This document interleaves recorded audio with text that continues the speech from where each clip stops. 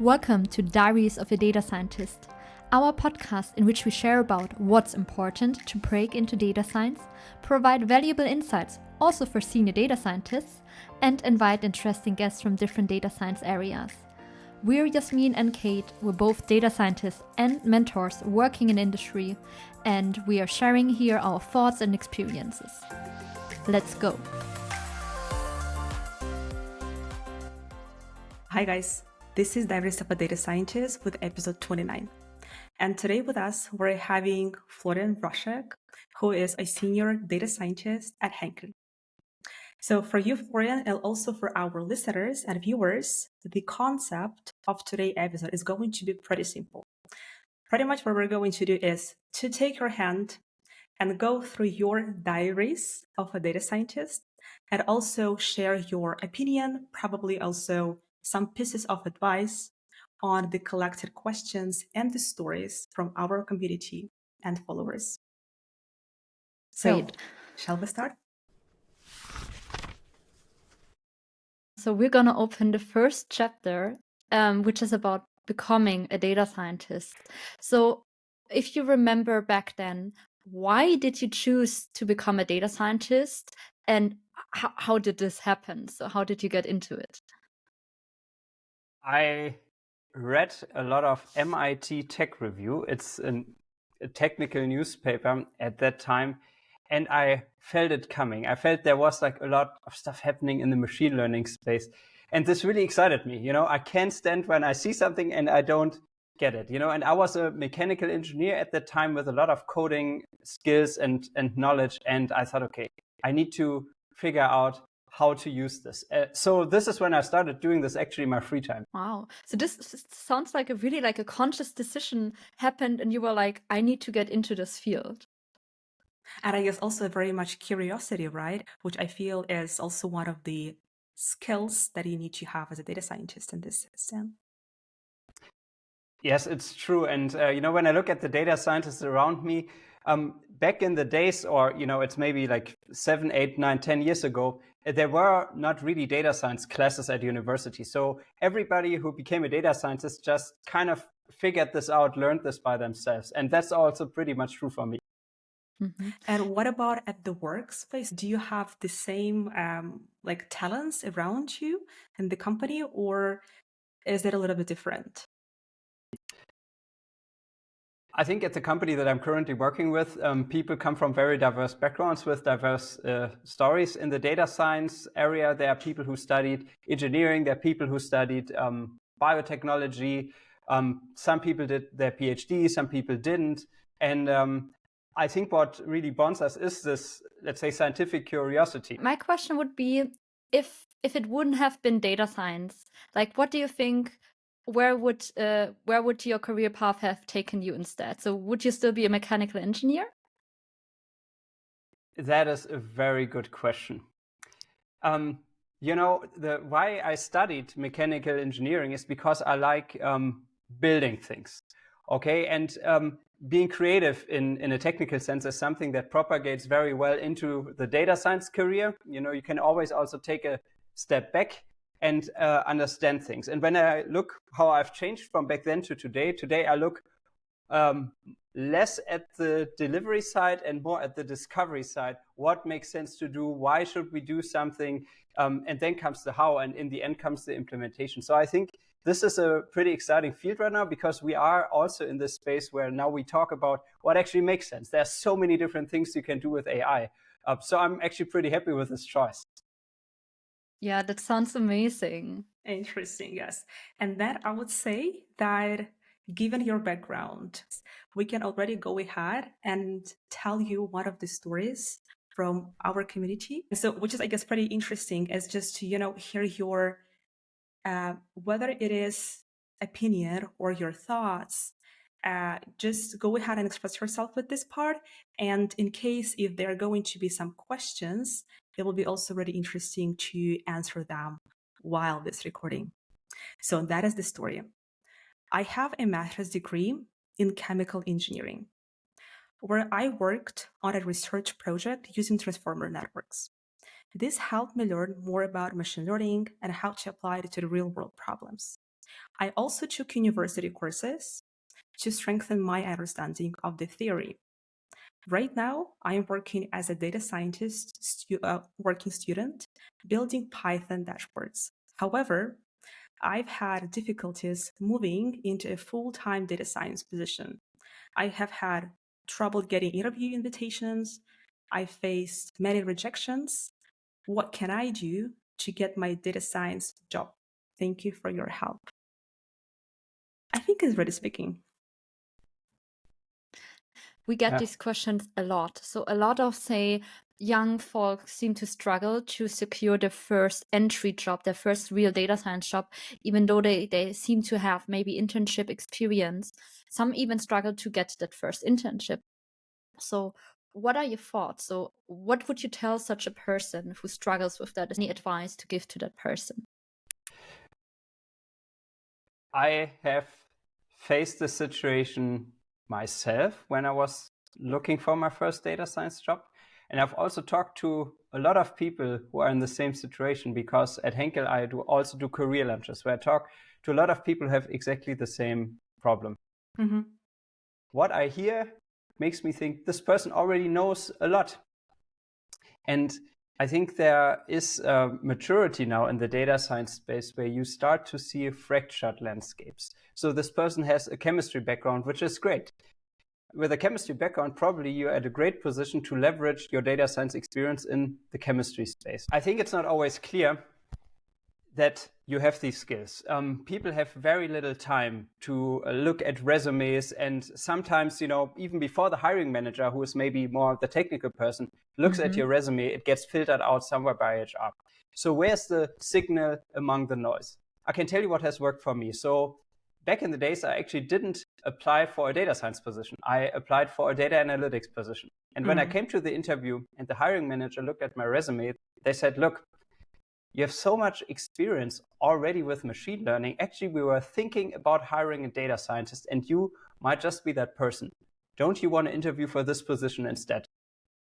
Amazing. So this is Love what to that hiring manager. Really, I feel it's so important that you get the support. I mean, they could have gladly taken you as a great data scientist, honestly, on a data analyst position, right?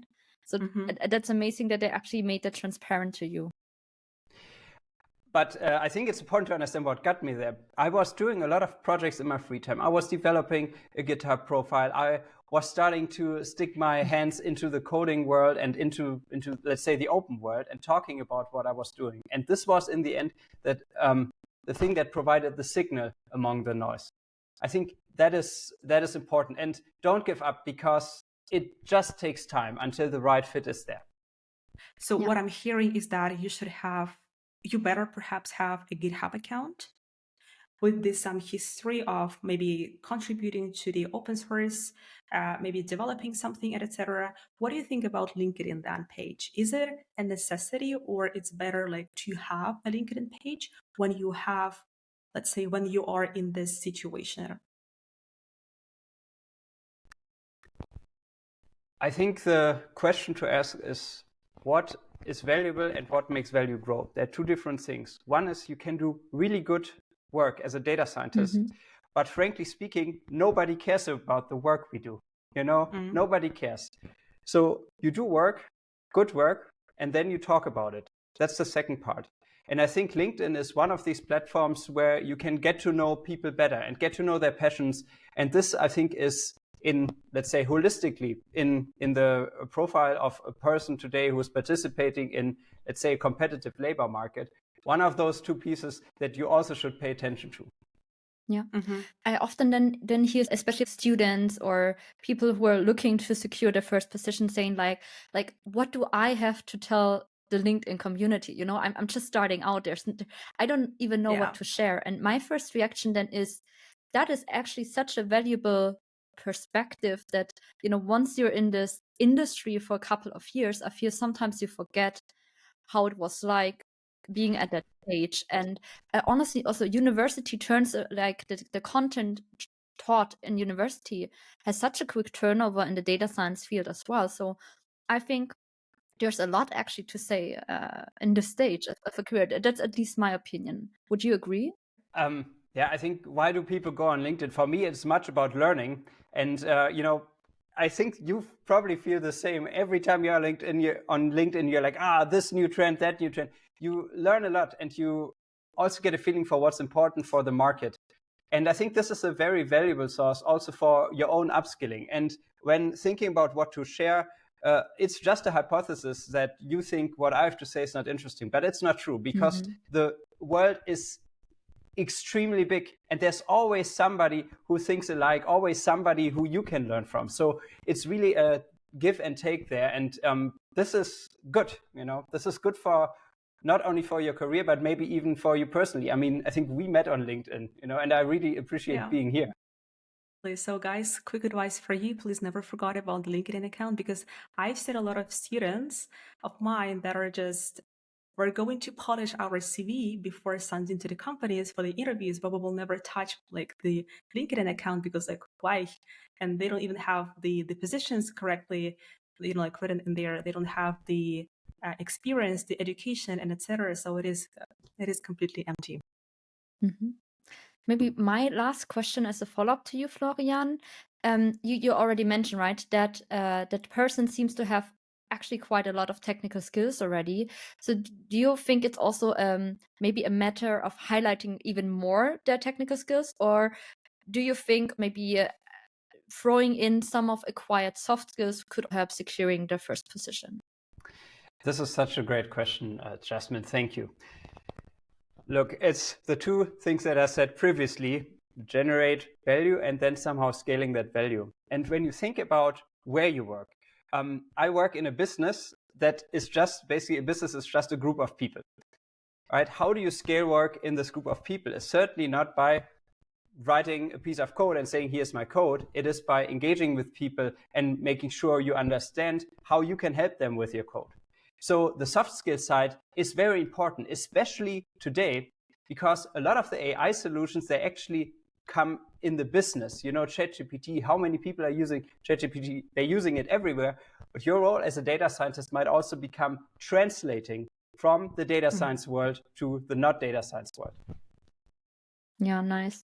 And I think this is actually the perfect handover to maybe the next chapter. So now we imagine you secured your data science position and you actually did that, Florian, in your journey. We would love to hear a little bit more about from yourself how it is being a data scientist and a senior data scientist for that. So from your point of view, what are the 3 most important skills that you think that makes a good data scientist working in industry?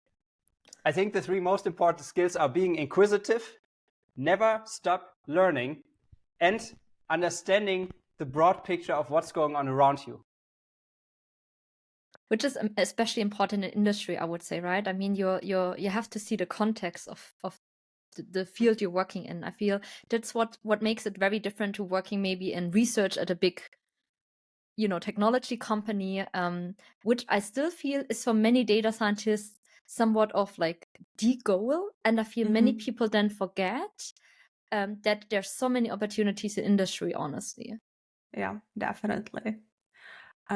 Maybe following up on what you just said, is you said that the second important, let's say, skill as a data scientist is that you always have to be up to date. But what I feel right now from also my side and from the experts, this is something that we've also discussed with Yasmin multiple amount of times. How do you have any strategies? Do you have any perhaps links or pieces of advice how to be in that shape? Because what it feels actually right now with this momentum that is happening in the data science world, you know, when you are building the models 8 hours a day, and that after the work, on vacation, on the weekends, you have to update yourself. You have to go to the Medium, you have to go to the LinkedIn, and etc. And this really, I feel, feels a little bit overwhelming and even intimidating for the students as well as perhaps the experts. I think you don't need to know everything. I think there are 2 ways. One is fundamental things that change the environment where you work in, and the second is depth of knowledge. So for the fundamental ways, now you have new methods to generate code, let's say with generative AI. And there's also a new way of working, which is more on the discovery part, because so many AI solutions are flooding the market and you need to apply judgment. So this is one area where you learn. But now let's talk about depth, because nobody can know everything and you shouldn't. But when you have this environment where you get input from a lot of sides, through startups, through new offerings, it's important to specialize. And for example, you can spend a life working with one tool, or you can spend a life working at one interface, or you can spend a life working on one problem, but you cannot do everything. And this specializing on one of these three things is a way to cut through the noise. Mm-hmm. I would be interested to hear about, from your perspective, what can companies do to support their data science employees to, what can they do as a company to support them in this learning journey? Yeah, I know this is also your expertise, right, Jasmine? So yeah, thank you for this great question. I think when you look at what data scientists love to learn, it is not your usual course. Okay, the soft skills part, that's for sure. I think soft skills is important. But then you go into depth. So having some kind of freedom to pick the learnings that interest you, I think that goes a long way. Yeah, nice. Nice. How about conferences? Is that something that you personally also do, that you go participating in conferences as a visitor, or even submitting your paper? Is it something that you see also as a more formal learning opportunity? I think first of all, it's important to realize, I know you also go to conferences. I love going to conferences, but not everybody loves to go to conferences. Mm-hmm. So I think needs differ, and that means also solutions need to differ.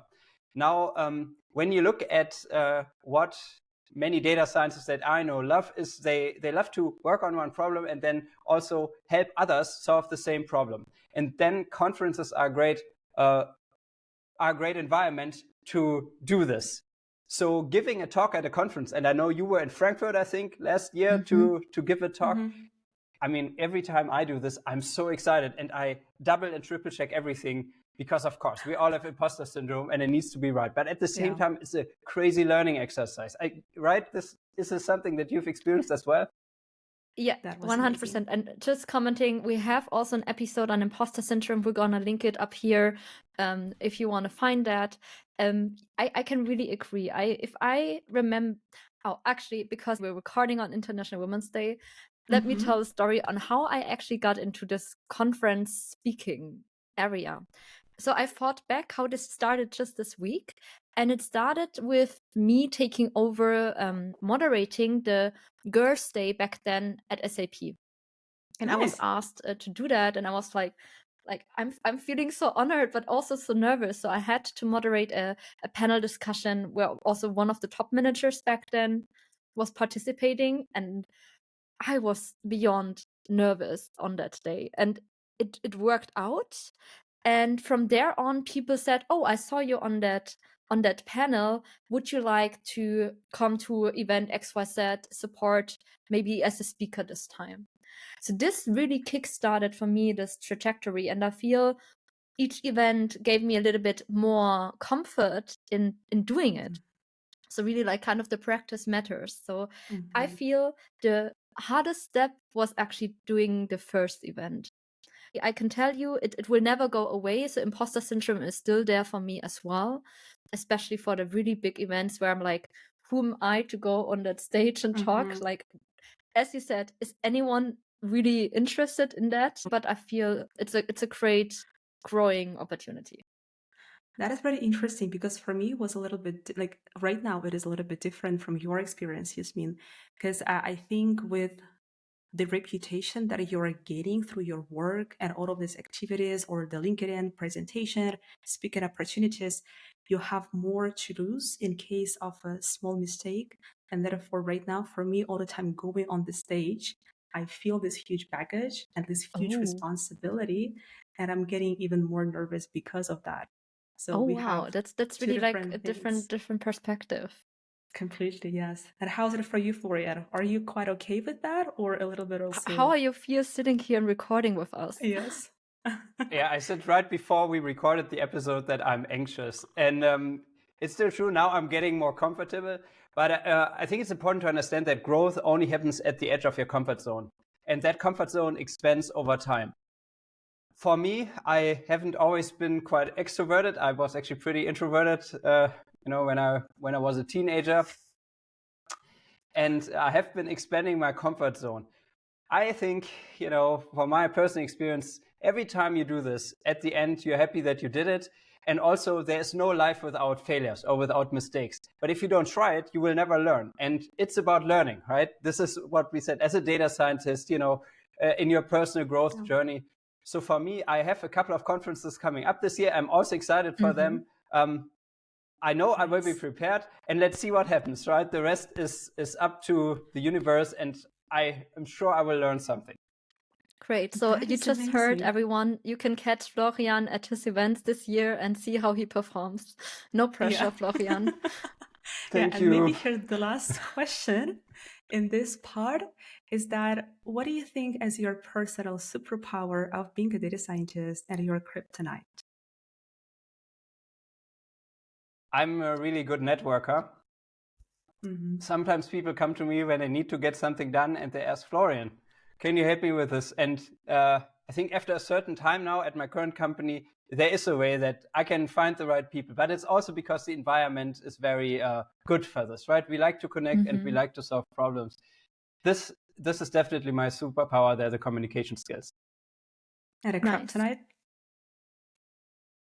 Okay, now I'm not really good at superhero movies, so you need to bring me in here. Yasmin, please. No. This is something what Yasmin also. At heart, I'm still a nerd. I'm so disappointed. I had to explain to Kate as well.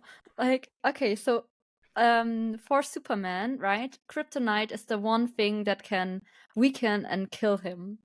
And so what do you think is the one, let me say, weakness or thing where you feel like everything that comes up you're getting anxious as a data scientist?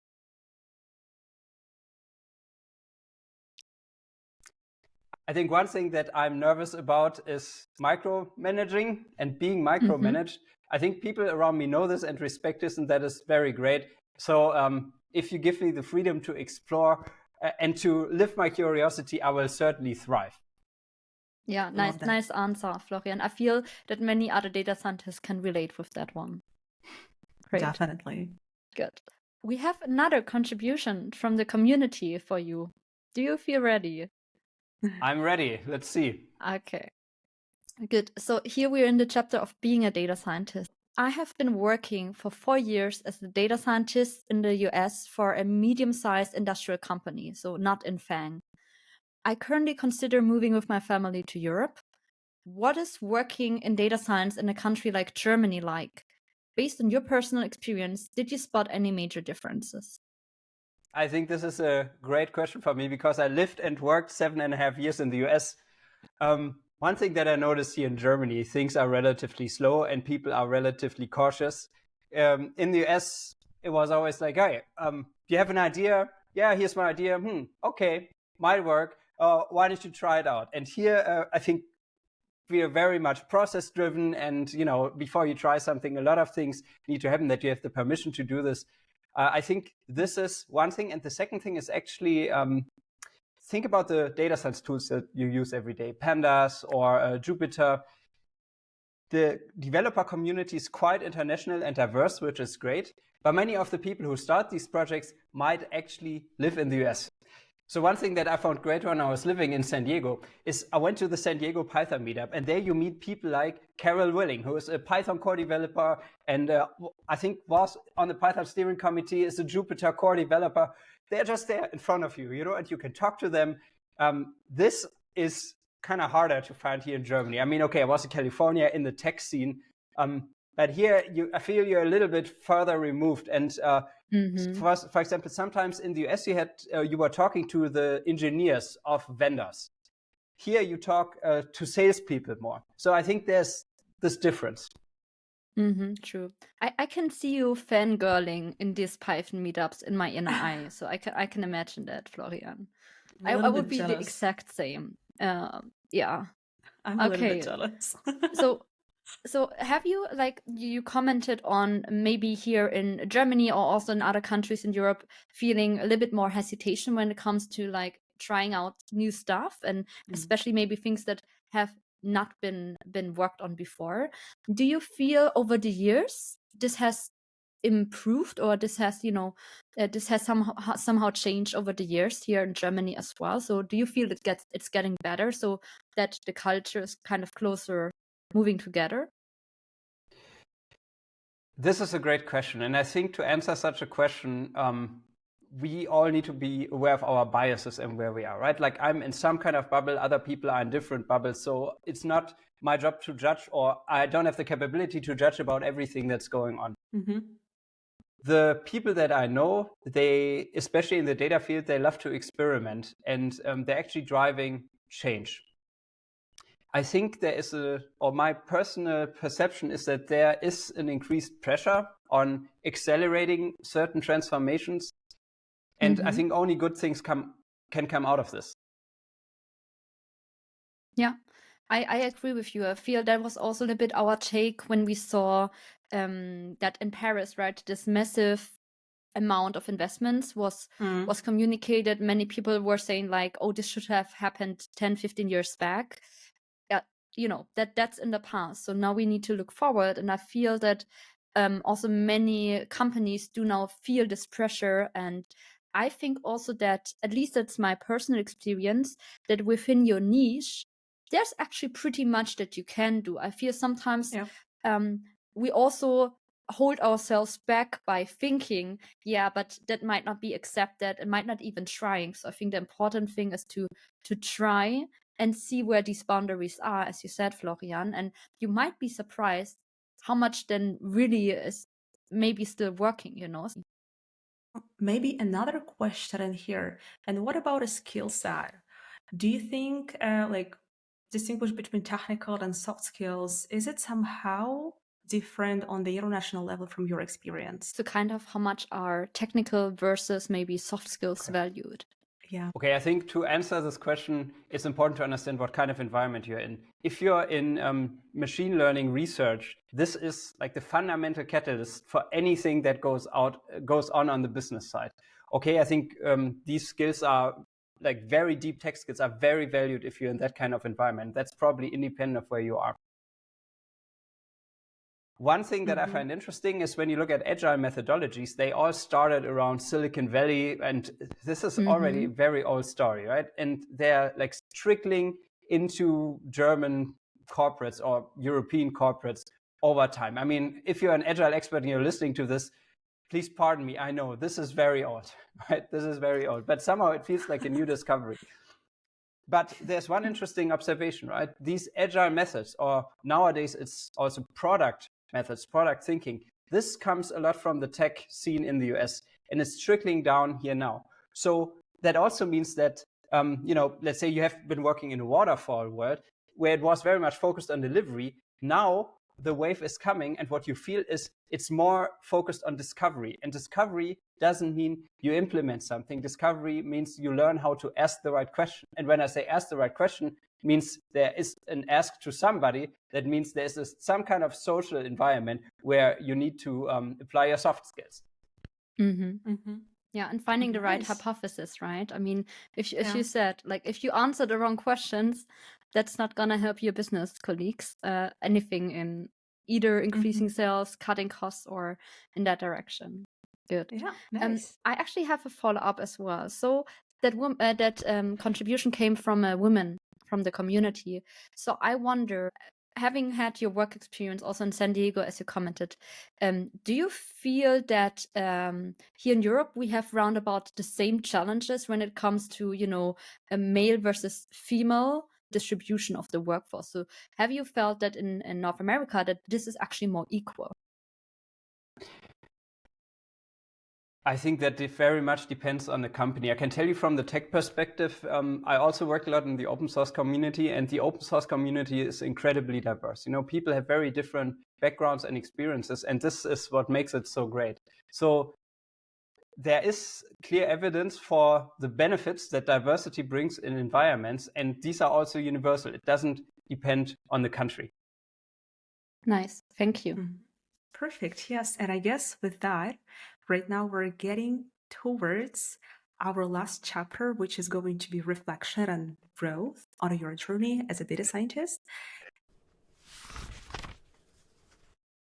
And maybe as a first question, as a contribution we got for you, what do you think was silly or unnecessary, or probably you were afraid of in the very beginning of your journey, that right now it is not silly anymore, it is not unnecessary, and you're not afraid of that? Yeah, this is a great question. You know, at the beginning, I was so scared to publish anything because I thought I know nothing, you know, and nobody cares, and people will hate it, you know, always afraid of the haters. But you know what happens? Yeah.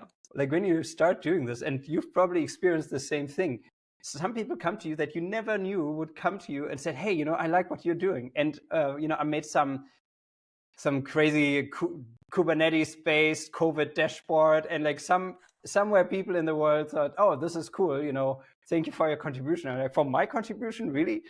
That's nothing. You literally develop pandas or so, but everybody can do a little bit, and then it stacks up over time, and yeah, you become part of the community. And in the end, like, so many people feel like you, so many people are afraid.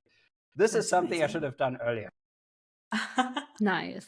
Nice. And what about maybe like in the tech field? Because as an example from my side, I remember my very early days, and I was so much afraid of, I thought that I needed to know every single function, how to open, I don't know, different files, how to like learn by heart, I don't know, like scikit-learn. But right now, I feel it is totally unnecessary, honestly, for you being a data scientist.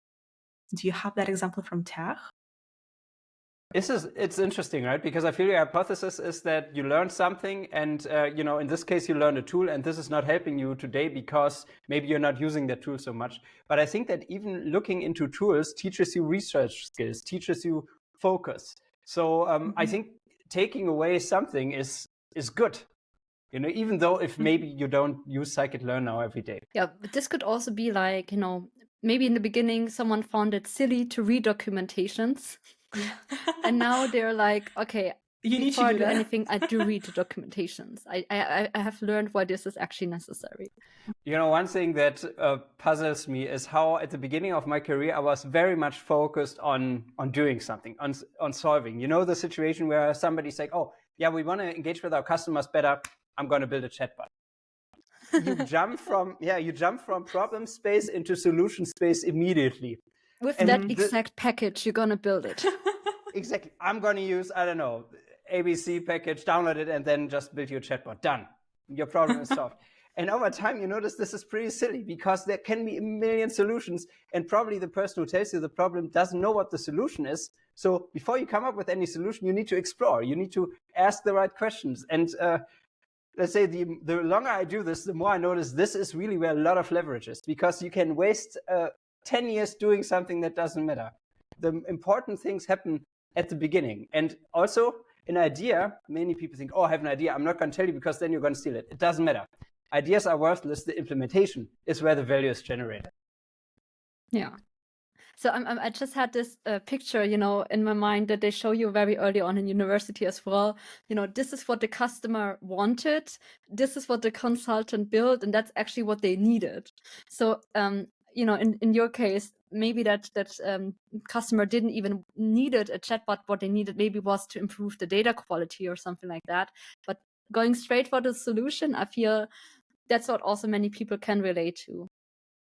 Yeah, and it's an insanely slippery slope, because where do you learn this in your data science journey? How to apply this judgment, what to build? You don't learn it. I learned this a lot at Henkel. In my current position, we have really great agile training, but nowhere else you learn this.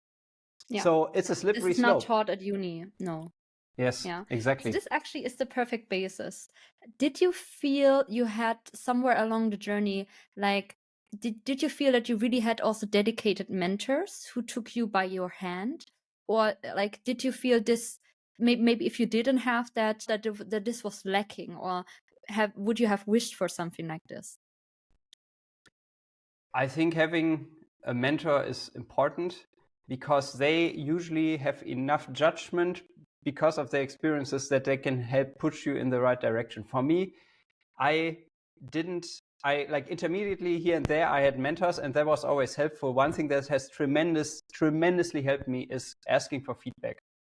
The hypothesis is you don't know yourself, and others see you and perceive you and can reflect your behavior in a way that maybe you don't see it. So getting feedback, and I actually have a book back here where I collect all feedback I ever got, and looking at that and understanding who are you, what are your weaknesses, what are your strengths. This is so valuable. And if you are not doing this, start collecting your feedback today. Yeah, thank you. That's a very concrete advice. So especially now, if you're just a career starter, get yourself a nice notebook. I have to say, I'm a sucker for notebooks. I have 10 empty ones behind me because they just look so nice. So at least one of them you can then fill with all of the feedback that you will receive along your journey. That's a really nice one. Yeah, sorry guys, I was a little bit cut off with the internet connection. I guess you saw that, right? But yep. All good? Yes, but I think it is right now time for the next contribution. What do you think? Okay, let's hear it. I'm curious. So many great questions from the community. So as a data scientist, I often find it challenging to build trust with business stakeholders when presenting AI solutions. Business partners often view AI as a black box and hesitate to adopt solutions due to a lack of understanding or trust. How can I effectively communicate AI results in the way that resonates with non-technical stakeholders? And how can I build their confidence in the models? I really appreciate your advice. Thank you. So it is a little bit as a, how would you develop further being a data scientist, a technical person, and how you got into this soft skills area? I always think a good starting point is to know what you don't know, and you most probably don't know the business domain. So you need to be humble. They probably don't care about the algorithm that you use. They don't care about the package that you use, but they care about their business. So for you to bring your data science insights to them, you need to understand their business. And to do this, you need to ask open questions. Mm-hmm. What matters to you? Tell me about the last time you used a machine learning algorithm. What were your experiences? Or tell me about the last time you had some interaction with AI. What were your experiences? Mm-hmm. And you get to know their biases. And then you can tailor your communication to build trust and maybe help them overcome their biases. But you are a service person, and it's your job to make it understandable. It's not their job to understand you. Mm-hmm. So what I'm hearing right now is that when you are a data scientist, experienced one, that your main job is not just writing code 24/7 and building algorithms, right? It is also being a tutor. It is also being a teacher. Sometimes explain in the very simple terms using plain English language, and etc. Because it is, as you correctly said, Florian, it is your job to make people have a trust in your AI solutions, and I understand that. But have you ever had or like been placed in the projects or situations where your business partners, they just don't have this trust? They've never had an experience working with a technical person, and maybe they don't really even understand what are the differences between hiring a data scientist in order to create and develop this project, or hiring just a person with, let's say, a degree in economics or finance. Have you ever had a... Oh, absolutely. Absolutely. You know, in my day job, I work with chemists a lot, and they know so much about chemistry. It's really amazing. But they don't know anything about the data science side, or they don't know that much about the data science side, you know. And I always make a case to listen first before suggesting any solution. And I think the very important thing is, as a data scientist, you need to realize that you can lose people very quickly when you go into the technical part. So I always try to really hide that and make clear what the benefits are, and also be very sensitive to any questions about risks that they may perceive. Maybe I was like, this is not a risk. I know this, but this is literally what's blocking you from delivering value to them. It's their perception of this risk. and just talking in plain language about how this risk is mitigated or coming up together with a plan. This is what gets your foot in the door there. And you said one important thing. Is it the job of data scientists? I think it depends very much where you work. If you work in a business that is not a data science business, yes, I think that's part of your job. Yeah. And I feel like that is what growing as a data scientist means to me as well, right? Maybe at the beginning, you're just starting out, fresh out of uni, you think like you got all of the algorithms down, like you really very much focus on, making the next, hitting the next KPI, improving 0.01% on some error measure. And you're like really proud of what you've been doing, right? And then you go in your presentation and you present all of the technical details because you're so proud and you know how much time this took you and how many nights you were debugging over that, right? And then you're facing kind of your internal customer and they're like, yeah, I don't really feel this is solving my need. And you feel maybe not appreciated for this like technical expertise that you brought to the table. And you might even feel personally insulted that they don't care about these technical details, right? And I think growing as a data scientist is losing in yourself from this perspective and understanding that in the end, data science is a means to an end and it's not the end, and as you said, right, asking the questions that really matter and understanding yourself as a service person, as a kind of internal consultant. And I feel that is for me the main difference of working in industry versus maybe working for, I don't know, Google research. There, the 0.01%, everyone's clapping on your shoulders and it's matters, like, celebrating you. In industry, you might even take the solution which performs slightly worse, but maybe it gives you higher transparency, or maybe the business users trust that solution more. So in the end, that is the one that you take. And I feel it takes a journey to not feel personally insulted by that as a data scientist. That is really amazing, because I'm looking back at my journey as well, and those are the milestones that I had to go through in order to reach the current state.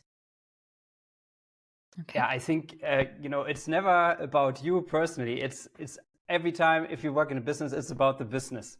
Yes. Right. But I think also there is a big leverage that data science can bring to businesses. And it's also your job to represent that leverage, not talking people into the ground with your technical details, but making them understand how you can help them. Yeah, nice. But what if they are actually interested to understand the algorithm? Because I have had situations when people were like, okay, you say that it's 95% of accuracy that we will have this result. How did you make this estimation? How did you create it? And here, when the things will get a little bit challenging with the technical perspective, because you will need to explain that. And this is something that I've also heard a lot from my colleagues asking questions. Okay, do you have a specific strategy or a tactic in order to address these questions? I think these are the great moments, right? Because you feel the other side has interest. Maybe they're not a data science expert, but coincidentally, this also happens with executives that in situations where I was in, that they really like to dig deep. And I think you better be prepared, but it's not a zero technical or 100% technical explanation. It's really a gradient. So, okay, you want to dig in, then let's do this. Let me try to explain this to you in a let's say more involved language than before, and collaborate. Nobody wants something bad from you. They just want to understand. Yeah. So it's basically a quantum state. You're saying it's not a binary, it's a continuous range, right? Yeah. Oh, yes. The cat can both be dead and alive at the same time. Yes. That's good. All right. Okay, this was really nerdy. I'm sorry. But that was amazing. Since we're diaries of a data scientist, that might happen here.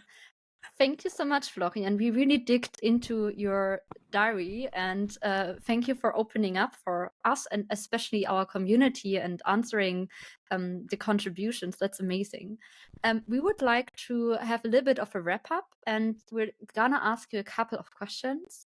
And, these are questions, just answer them from your gut. Don't think too much. And so kind of you can think about it like the last page of your journal. If ever someone else would read it, that might be on the last page as a kind of teaser, Okay. What was the best page in your journey? So what was kind of the best moment in your data science career? Working in the US. What keeps you in the field? That there's constantly new and exciting stuff happening. So, best advice you got early in your career?